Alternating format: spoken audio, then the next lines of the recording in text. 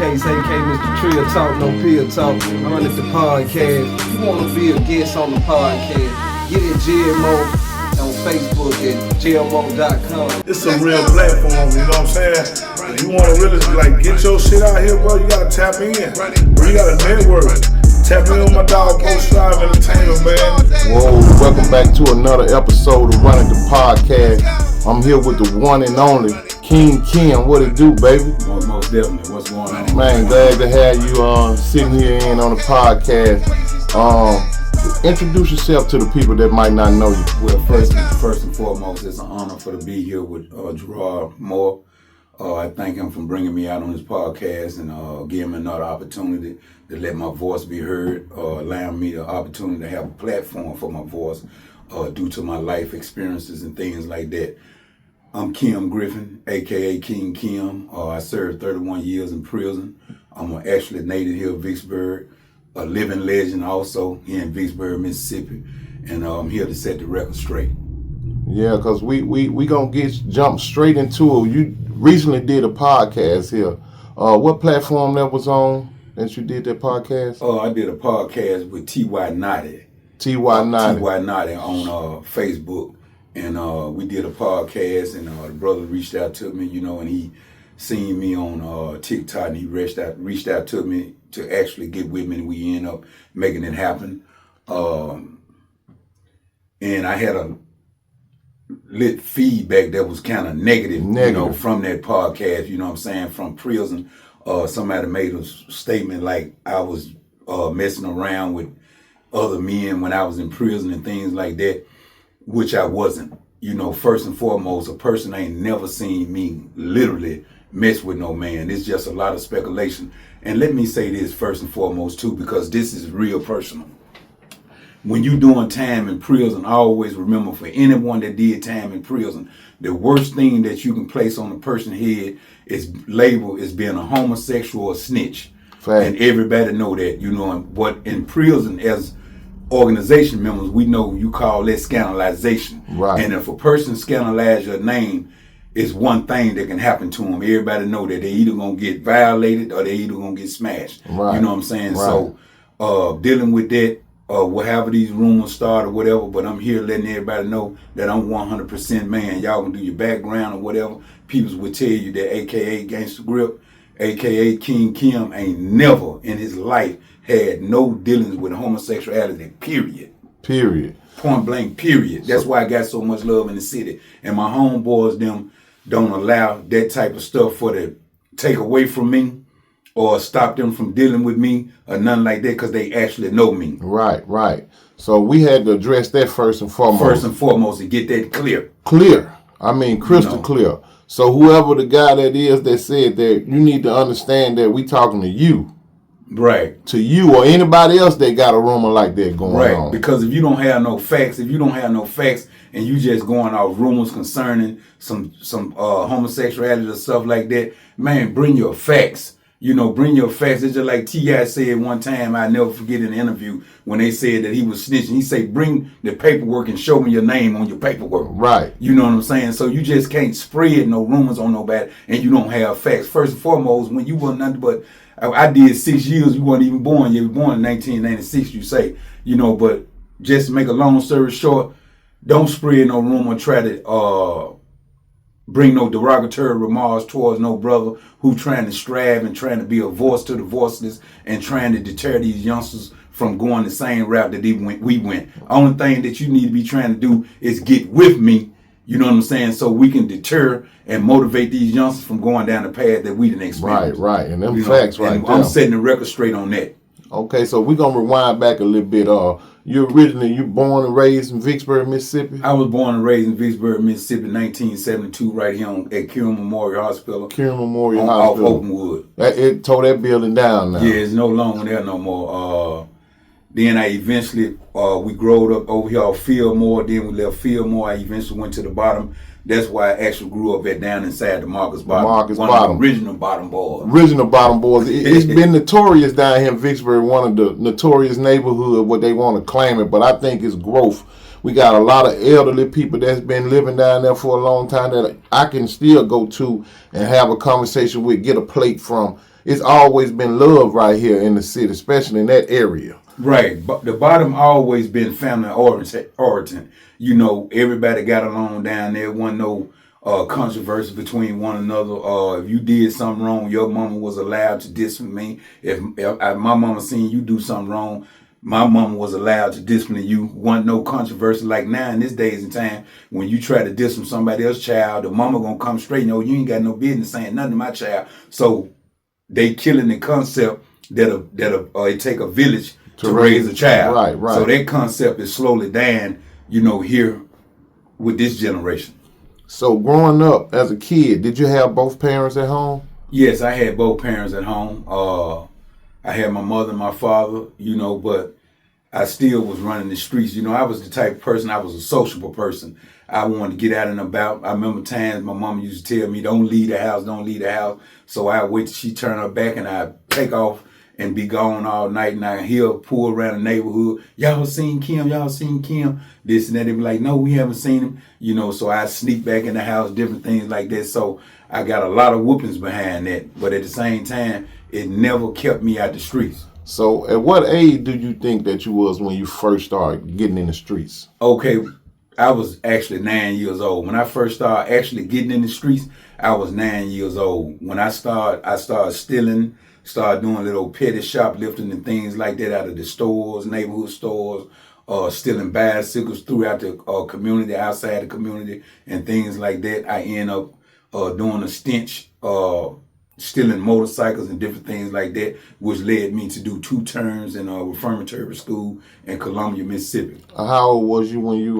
When I first went to training school, I was 11 years old when I first went to training 11 years old? You probably one of the youngest up in there. Yeah, I was. Well, no, it was plenty more young ones in there. I was probably one of the youngest ones that left out of Vicksburg at that time to go to training school. So what did you go to Columbus, Mississippi? I went to Columbus, Mississippi, down at Columbia Training School. Okay. How long did you stay in there on your first term? Well, my first term, I stayed 6 months due to my behavior. The second time I went down there, I stayed 9 months. So it was really going hard the second time. Yeah, the second time I went down there. The first time I was going down there, I was learning. You know, I was still going through the learning phase. But when I went down there the second time, it was like, you know what I'm saying, fighting, boxing, doing everything down there in training school. So what mark do you think or part that it played in your life by going through that reformatory school? To be honest with you, reformatory school really bred like an arrogancy, invincible attitude, like, you know, this ain't nothing. I can do this. I can do it anywhere. So you around a lot of people that actually do the same thing that you was doing the same thing that I was doing. You know, so that's what made it easier.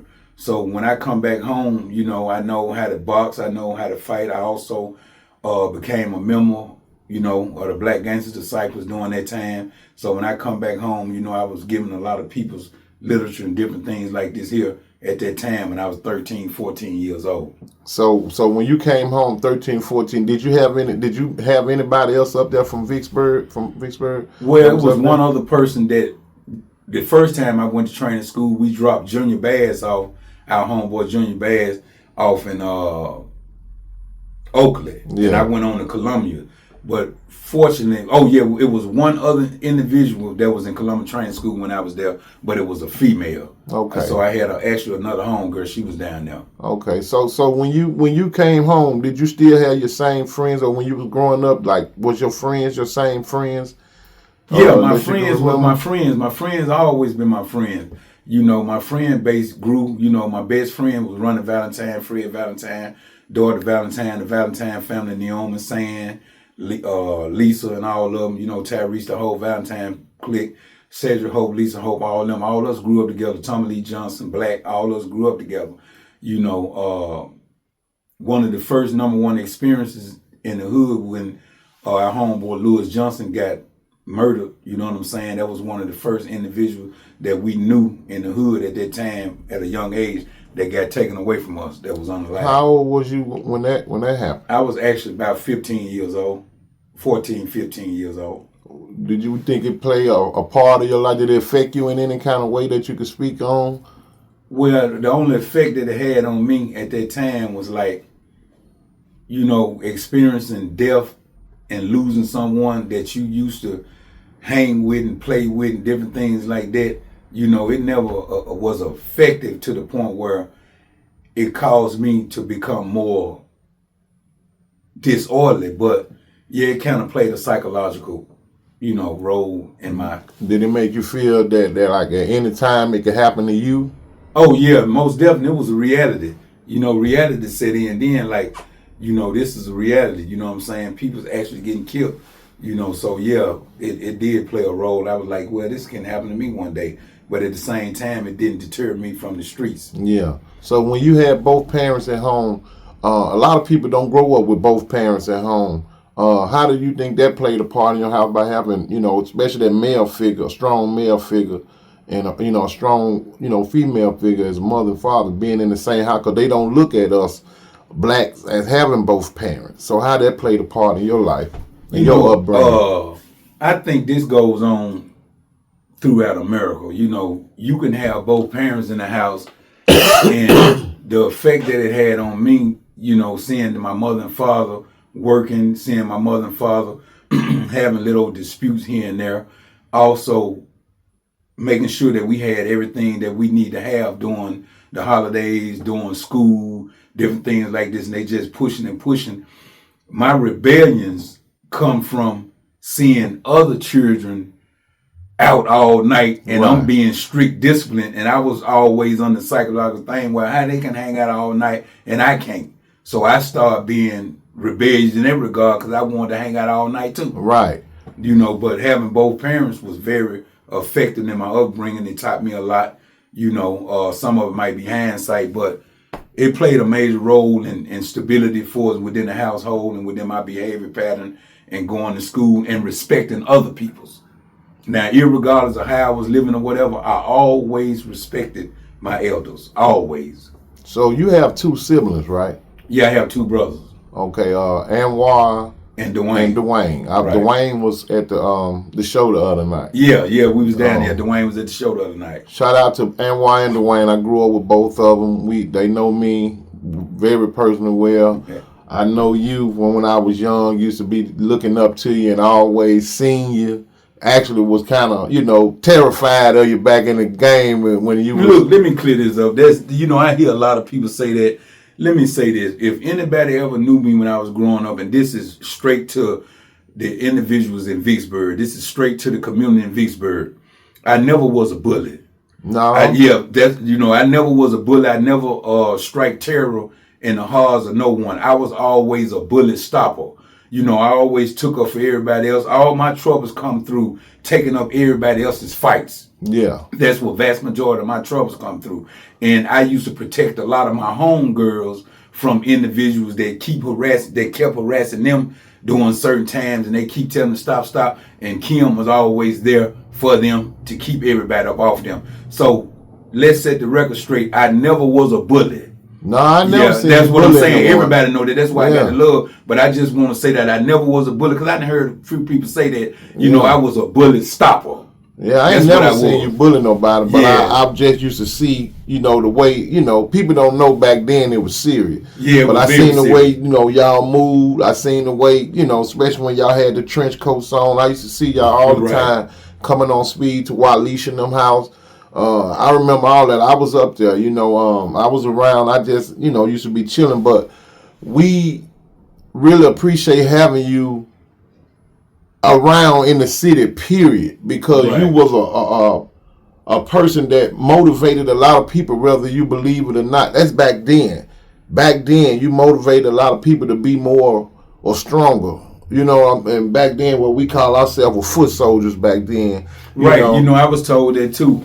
Not cutting you off. Yeah, a lot of people told me that I gave them a lot of endurance, a lot of swag and different things like this. Y'all remember, boy, grab that big face boy, you know what I'm saying? Yeah. Grab that boy, devil face boy, you know what I'm saying? So the same thing that Master P them was hollering, when No Limit was hollering, 999. Yeah. You know, so we had the same thing here in Vicksburg. We had boys, big face boy, grab that boy. You know what I'm saying? So we had our own swag. You know, I gave the city swag, gave the city something to turn up on. Right. You know, they say one of the individuals that loved me to death was Weedy. They say Weedy was trying to be just like me, you know, bouncing, you know what I'm saying? We're bouncing and everything. They were whooping everything. And whooping everything come through. I'll tell you now. You know, so I can say that, you know what I'm saying? I meet a lot of individuals saying that I was an inspiration to them and things like that. And I want to give a shout out too before we get any further to Willie Park, aka P. Willie. You know what I'm saying? There was another individual, you know what I'm saying, that pulled my coattail on a lot of things, and I would like to send my shots out to him. May he rest in heaven, you know what I'm saying, true blue heaven, disciple heaven. May he rest, you know, and I done went visit his grave and talked to a lot of his families. And when that brother life was taken, you know what I'm saying, they kind of started moving me in a different direction and start thinking in ways how to move a little bit more different, you know. So that was a great impact on my transformation throughout the streets. But you had a lot of people following you back then. Right. So the way you move was the way other people would move. Right, exactly. And when you became that top dog to us, when we was smaller, you was the top dog. So when you became that top dog, how did that make you feel when you had that much power back then? You know, to be honest with you, I just was living my life. I never knew that I was a big influential impact on individuals. I didn't really know this until after I caught my charge. Yeah. When I caught my charge, I realized that when everybody was at the courthouse protesting, over hundreds of people protesting, and I was really like, I didn't even actually know that I had this type of impact because I just was living a life. You know, just was doing what I was doing naturally. I wasn't living my life to ingratiate myself in the eyesight of others or to literally get individuals to follow me. Yeah. I just was in an individualistic mindset, and I didn't know I had that much impact on others. And you attracted a lot of people. And I attracted a lot of people, you know, and I didn't know that until I caught my charge. Because once I went to prison, I said to myself, if I would have knew I had this type of impact, I would have used it in a more positive manner. You know, I could have used it in a more positive manner, and I could have built a bigger thing out of it. But I didn't know that. Yeah. I didn't know. So when you was growing up and your parents seeing that you had that much influence, how did they feel about how your life was going in? Well, my mama always felt like I was the next Al Capone. You just like Al Capone.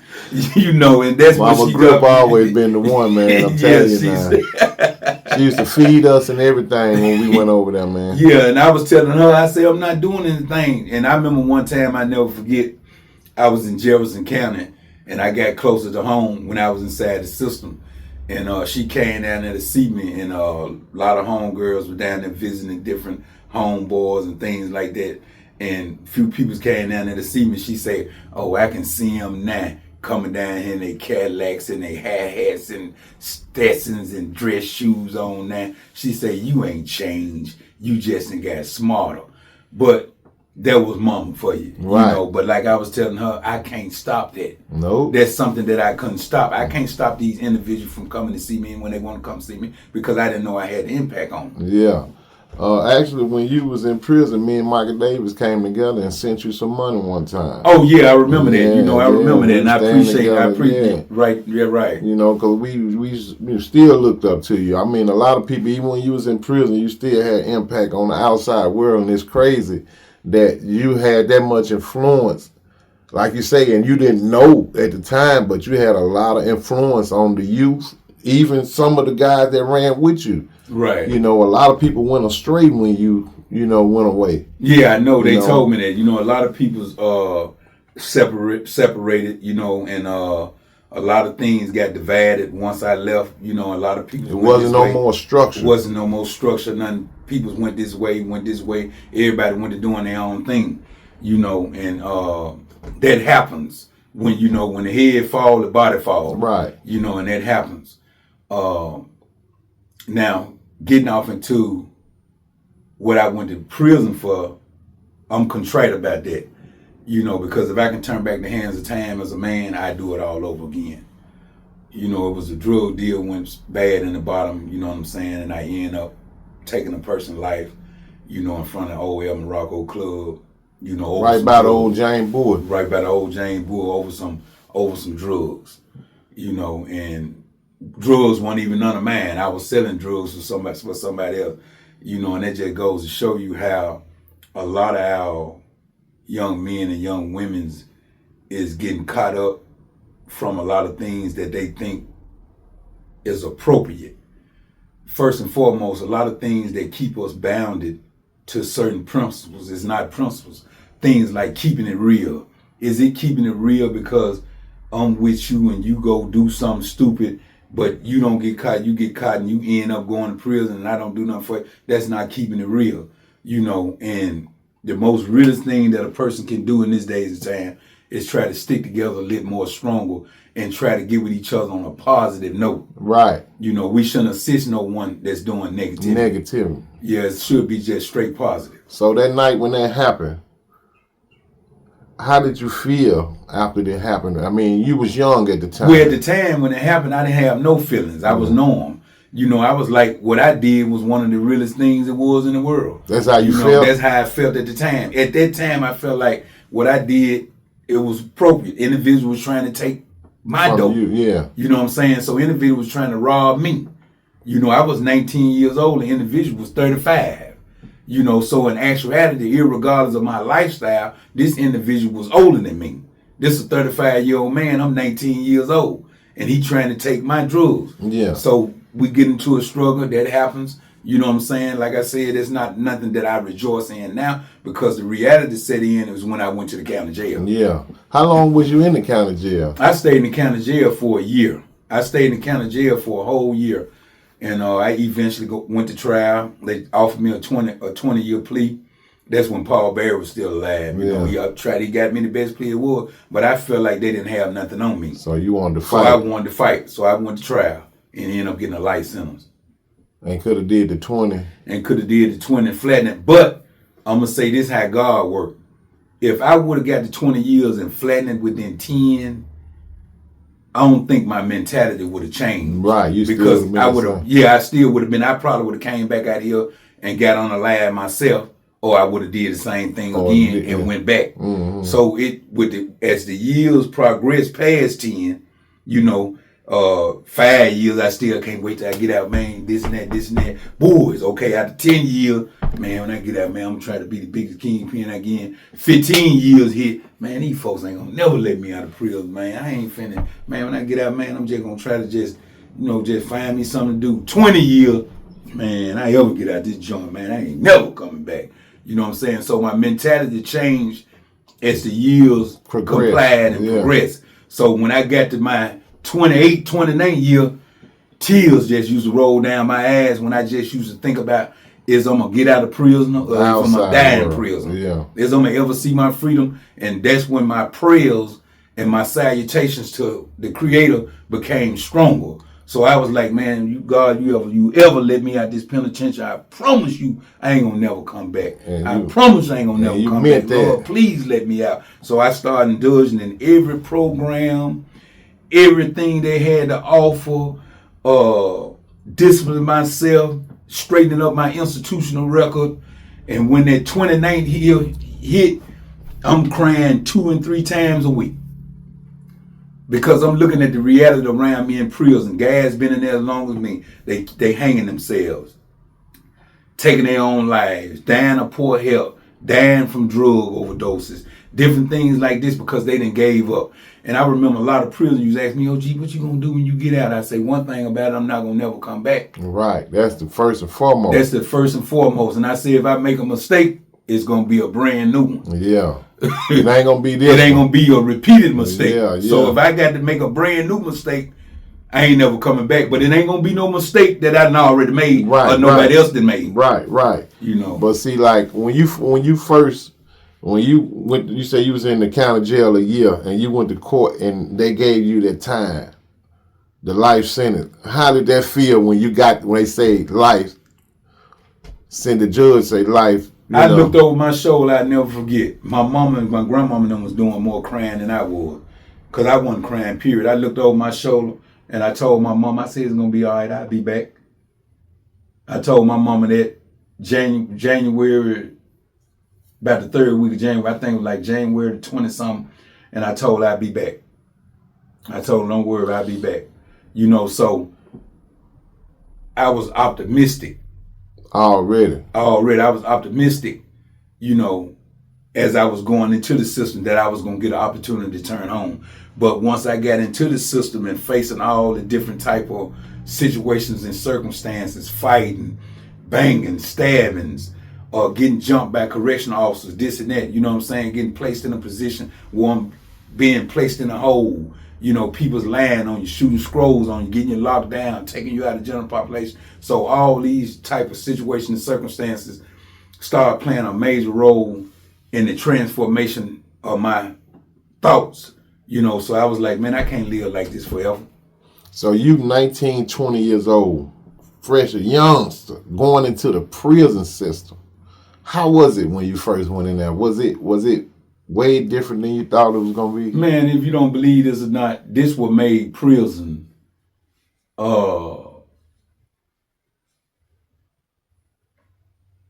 it wasn't threatening, it wasn't no pressure, no nothing, because when I first went into prison, everybody that I grew up in training school with, they was already in prison.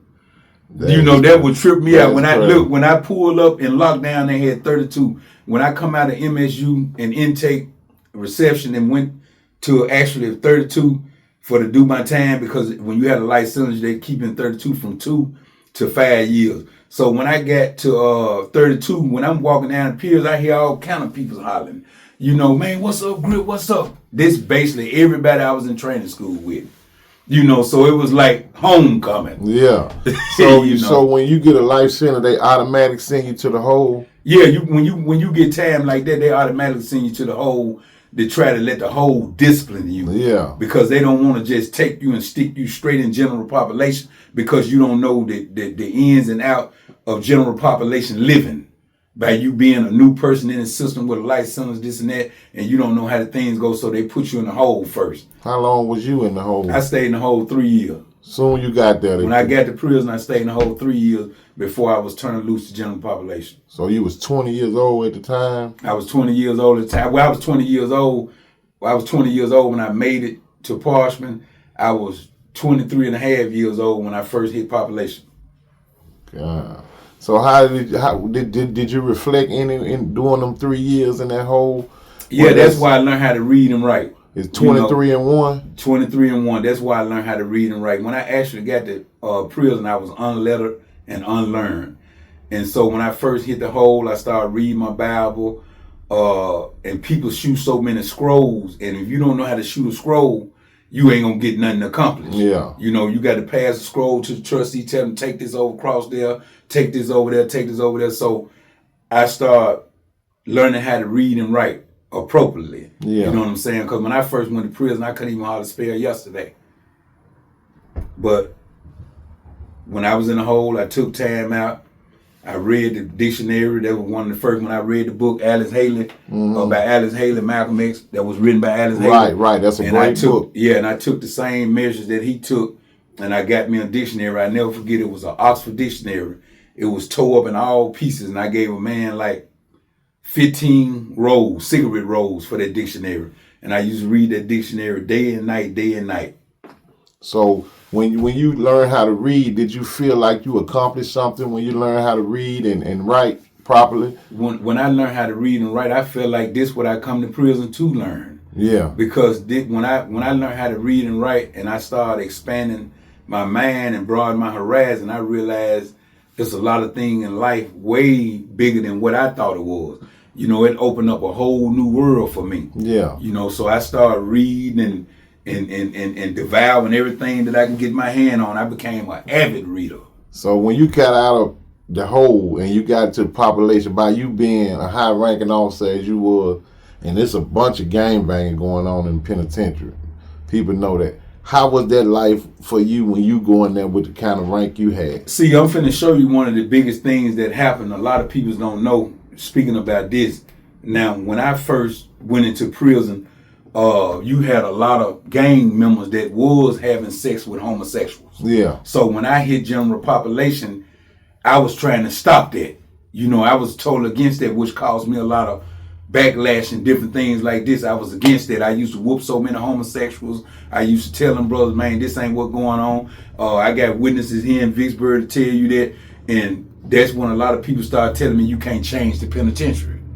But, you know, we were supposed to be brothers of the struggle. We supposed to be striving forward. We supposed to be pushing forward. They started telling me you can't change the prison that was going on before you got here. Yeah. You know what I'm saying? So they was like, you can either leave alone, bro, or you gonna find yourself either smashed or killed. Yeah. You know what I'm saying? Because So it's gonna be too many of them. it's gonna be too many of them against you because too many of them were messing with homosexuals. Yeah. And so they started violating me throughout the prison because I was jumping on, running the homosexuals off the zone and stuff like this. And they were saying that I was drawing too much heat, that these individuals part of a community. You can't do this. You got to deal with this and that. So as the years passed and as the years progressed, I had to realize that these individuals part of our community, but I didn't have to mess with them. Yeah. But like, you don't have none. You're not homophobic by no means at all. You're not saying that. I'm not homophobic. Period. Yeah, you're not saying that. Let's clear that up. Yeah, let's clear that up. I'm not homophobic at all. You know, everybody got their preferences. I'm not homophobic at all. You know what I'm saying? Period. You know, because I even, you know, have close-knitted individuals that I know, you know, throughout my family, whatever, you know what I'm saying, I deal with. So I'm not homophobic at all. Yeah. So after you got into your years and got past all the trouble that you got into, you actually became a Muslim? No, I actually became a Nuwabian. Nuwabian? Ansaru, under Dr. Could you explain that? Could you explain? That's a little more different than Islam, but it do have an Islamic similarity. Okay. You know, it's just another Afrocentric based religion under Dr. Malachi Zodok York Eel. You know, that's the one that's locked up in New York. Yeah, right? That's the one locked up in New York now. Okay. You know, so I was following Asai at the time. Okay. So then you changed your name to a Minister Grip. I changed my name to Emissary Minister General. Okay. So that was my sir title. Okay, so is that automatic that you change your name when you ever become a part of your religion? No, that wasn't automatically that I changed my name because I became part of religion. I changed my name due to the fact that I started identifying myself with principles that I was trying to reach, you know, and an emissary is a person that's sent out. Yeah. You know, and that's what that means, a person who's sent out by the one. You know, so I said that I'm an emissary of the truth of the creator. Yeah. You know, general, everybody know what a general is. Yeah. And a minister is a speaker. You know what I'm saying? Right. You know, things like that. So everything that I was representing at the time of my quest for knowledge, I picked that name and built that name, EMG, Emissary Minister General. Did you have any more brothers and sisters up there studying the same literature? Oh, yeah, you had plenty more. Yeah, it was a few more other individuals up there that were studying the same literature, you know, but a lot of them went to Christianity, a lot of them went to Islam, and a lot of them, you had a few of them that were studying Ansarullah. Okay, so what do you study now? You still study that, or you kind of put it in the closet a bit, or is it still? No, it's still a fact in my life. I don't study as hard as I used to because it's embedded in me, you know, and I just live by the principles. You know, that's one of the reasons why when I got out of prison, when I was liberated from prison, I'm doing the right thing. I'm still here after 3.5 years, which a lot of people thought I would have been back in prison by now. Right. A whole bunch of individuals. Let's set the record straight. Haters. Yeah, a lot of people thought that I was going to be back in prison way before now. Okay, ever since I've been out, I've been working. Ever since I've been out, I've been trying to keep my own. Okay, I've been had a vehicle since I've been out. Yes, you true. Yeah, and I got that when you first got out. Yeah, I come home with a vehicle. Right. You know, so I have always made myself a promise that I'm gonna live by example. You know, how can you live by example and you constantly doing things that's going against righteousness? You know what I'm saying? So I don't want to rely on criminality to advance financially. So we gonna speak to the youth for a minute, the YNs as they call it. it's been so much controversy going on, man. I don't know. Like when we was growing up, we was banging, they was fighting, but it wasn't much shooting back then. But nowadays, these young guys, man, they just shoot them up, man. I mean, it don't take but a look wrong, they ready to shoot something. Well, you know, that's something that's running rapid throughout the communities of America. It's not just here in Vicksburg, but it's across all 50 states that's going on. And my message to them individuals, which is a regurgitated message, you know, the message that's been going over and over again, right? If you know, they got to learn how to control their anger. You know, Jesus said in the Bible that anger he said, "Be ye angry, but sin ye not." So you can't stop no individual from becoming angry, right? But you can stop them from carrying out their actions, right? You know, people need to stop instigating an individual when they temperamental, you know, because when you catch a person that's temperamental and you adding and you inflaming this situation, it's not going to do nothing but make them commit an action. Right, and right. Once they commit an action, the consequences come. Now you done lost a lot of lives.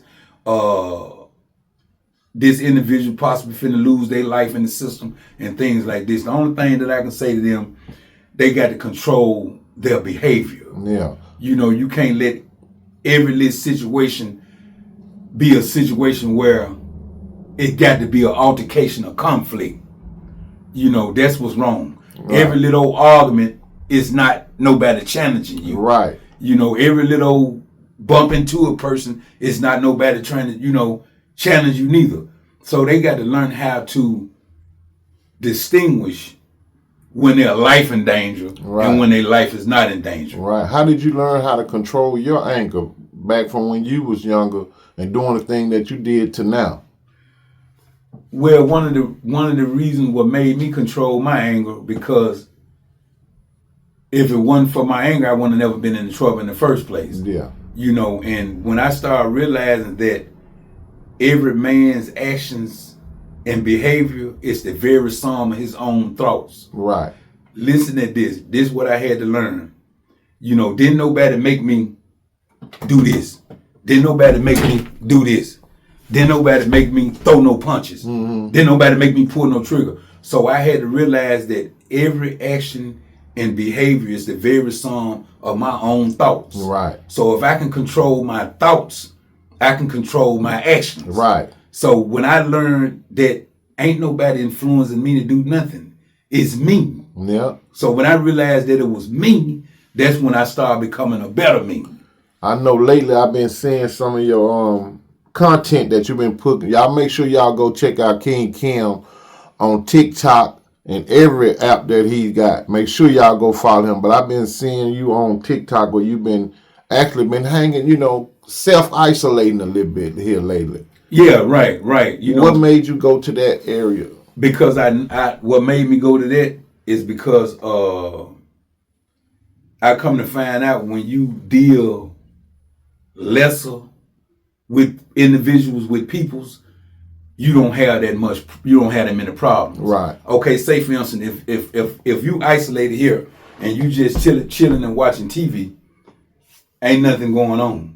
Okay, but if you get out and about and you get into a pull off and you engaged into a conversation and all of a sudden, man, what you talking about, man? Man, that ain't. There go an argument. There go a controversy. There go a dispute. So 99% of our altercations and disputes come from communicating a little bit too much. Right. Being around people's too much. Right. You got to give a person space. Right. You know, like my mama say, keep your place out the face sometime and give them a chance to miss you. Right. You know, because if you don't give a person a chance to miss you, they gonna get tired of seeing you. Facts. Oh, facts. He coming. He coming. Look at him. That's all he finna do. What he talking about now? Right. I'm finna go. You know, so give a person a chance to miss you, because we the type of people, we gregarious, you know, true enough, we sociable, but we don't like to see you all the time. Right. You know, we might play like we like to see you all the time, but we really don't. Well, we gonna say this. Lately, I've been noticing that you've been using a lot of great vocabulary words. By you using those types of words, big words, what people call it, but I just call it normal, casual conversation to individuals that on Right. that level. When people say, "Oh, he used these words and big words," what do you say to them about using the correct kind of languages Well, when you're speaking to someone? Well, when you speaking to someone, you can use plain vernacular, Right. as they call it, layman terms or whatever. But when you exalting your vocabulary, you letting the individual know that you have took time out to study, you have took time out to put time within yourself, and not only that, you have took time out to learn something greater so you can be able to convey something better. Right. So So I reiterate that. You Yeah. take time out to learn something greater so you can be able to convey something better. So you went up to Vicksburg High School to speak to the youth, and something went on where they didn't let you go in and speak to them. Could you speak on that? Yeah, when I was told by the principals that I was going to be able to get a chance to speak to the youth, and when I did make the appointment, I went up there and he told me to stand right here. They're going on. So he come back and informed me that I wasn't able to speak to the youth today because they had visitors. But visitors shouldn't be the reason why you wouldn't want to help your troubled students. Yeah, your troubled students, because I was designated to go to the alternative part, deal with those individuals. And I don't think that would have had no type of effect or no type of bring about no type of disturbance within the programs or whatever they had going on that day. But I said that to say this, I'm learning that a lot of people's saying that they want to help. They really don't want to help. They just want the attention. Right. What I call a cosmetic gesture. Right. For help.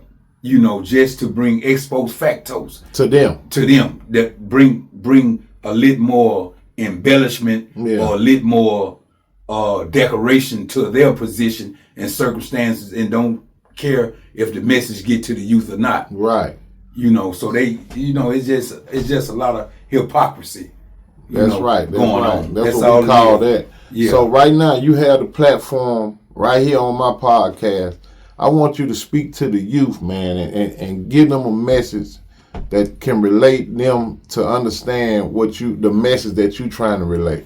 Okay, the message that I'm trying to relate to our youth, aboard as well as abroad, is put them guns down.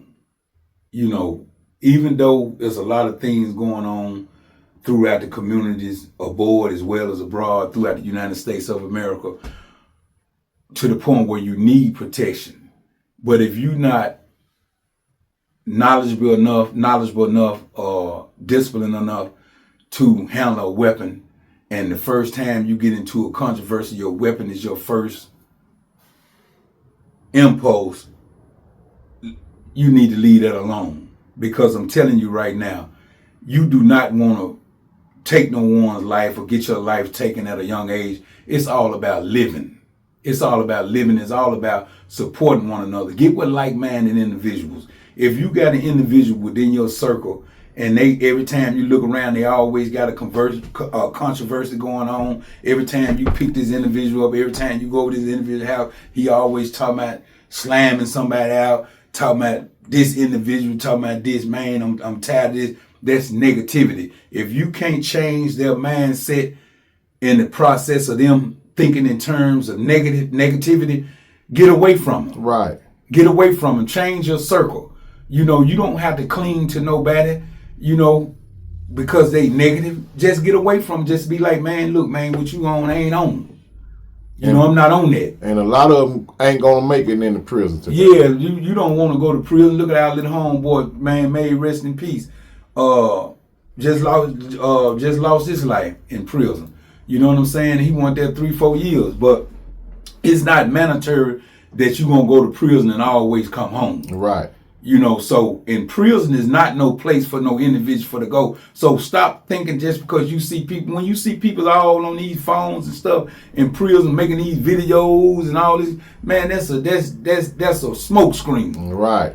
You know, that's a 30-minute. That's a 30-minute content. Illusion. Yeah, that's just a 30-minute content. But what about them 24 hours? Right. You know what I'm saying? So that's when the individual got to tell you, fall in line. Yeah, fall in line. Lights out. Lights out. Not only that, people telling you, you got guys on the phone telling you how to sleep, when to sleep. The folks are already telling you how to sleep, when to sleep. Then you got individuals on the outside of them telling you when to sleep, when to use the bathroom, when you can't use the bathroom. So you know what I'm saying? And then you got to fight. You never know when you're going to lose your life. You can get scalded, stabbed in your sleep, scalded in your sleep, things like that. It's a lot of poison. They poison you now. Or throwing gasoline on you. People can throw gasoline in your cell and throw a match in behind. And close the door. Close the door. So what I'm saying is this: the best way to not be subject to all that, young brothers and sisters, y'all need to stay out of trouble. Stay out the way.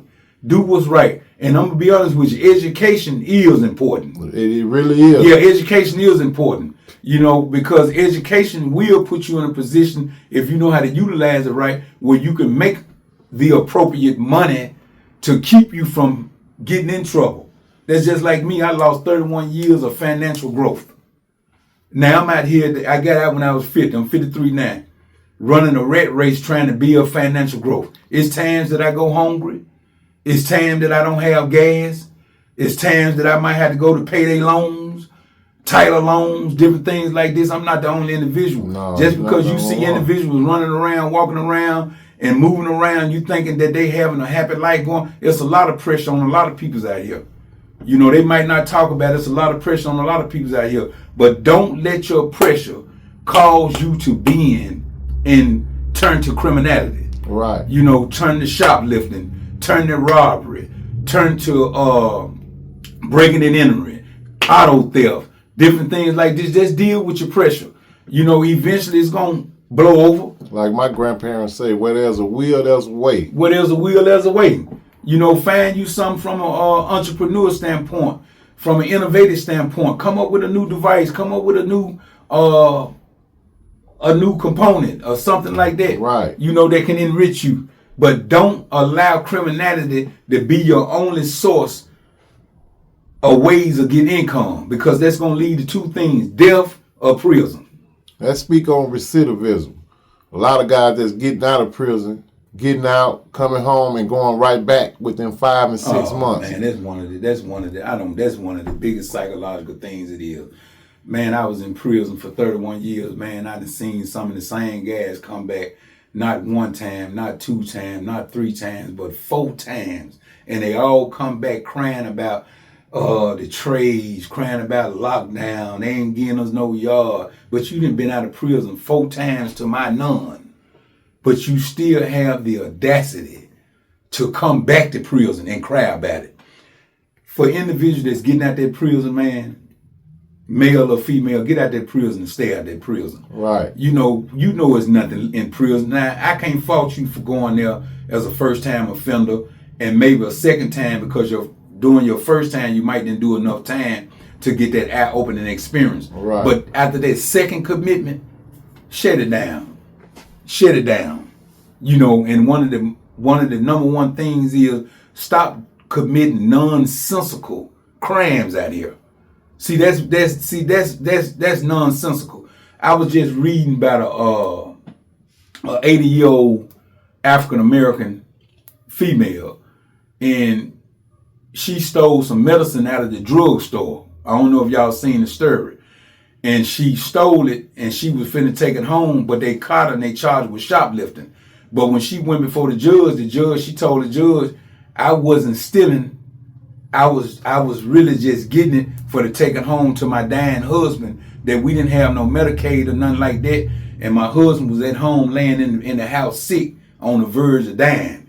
And I got the medicine and took it home. The judge dismissed all charges, set up with a doctor, set up with health care and everything. You know, so that wasn't nonsensical. Yeah. Some things you might be put in a position where you don't have no other alternative. People don't want to help you or nothing like this here. Don't got family. You don't have family or nothing like this. You down bad or whatever. You know, but that's a soft, nonsensical situation. So we can't promote criminality in no form, no way. like I said, the best thing for you guys that's constantly falling into recidivism, learn how to get out of that prison and stay out of that prison. All right. So you was at the party the other night at the show, Rock the Block contest. Yeah, Rock the Block contest. What you think about that? Man, that was nice, man. I seen it wasn't no controversy, it wasn't no altercation. A lot of love in the building. And it was a lot of love. It was a whole bunch of love in the building for the sake that it was predominantly young men and young women. Right. You know what I'm saying? It was predominantly young men and young women that was there displaying their talent, you know, trying to get signed and letting everybody get a taste of their music and things like that. It was very, very organized and very beautiful. That's what's up. So I seen you online last night. You was with Mississippi Gino. Shout out to Gino, man. Big Gino down there. Yeah, man.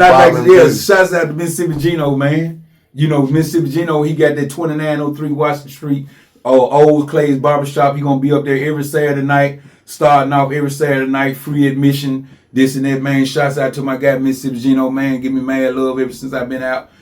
Shouts out to Mississippi Gino. He got a lot of things going on. He gives back to the community. Right. Just like this brother Gerard Moore, anything that they got going on, y'all try to find ways to promote them, to patronize their business, patronize anything that they got going on, and give y'all love and support, man, to these kind of individuals, man. That's what's up, man. Well, we sure appreciate you coming through and sitting there. This won't be the last set in with it that we gonna have, but man, I appreciate you coming through, sitting down. Let the people know where they can reach you on all your on all your social sites, so they can check you out, man. Well, you can reach me on YouTube, Kim Griffin YouTube. You can reach me on Instagram. You can reach me on TikTok, King Kim on TikTok. You can also reach me through this podcast on Twitter, Snap, everything. It's gonna be on every site. Every site. Y'all make sure y'all go check out King Kim on TikTok, man. He got some of the best TikTok I know for a fact. You know, so make sure that y'all go and check him out, man. Shout out to King Kim for coming through, sitting in with me on Run the Podcast. Mad love, man, to King Kim, man. Yeah, I sure appreciate it, man. Love.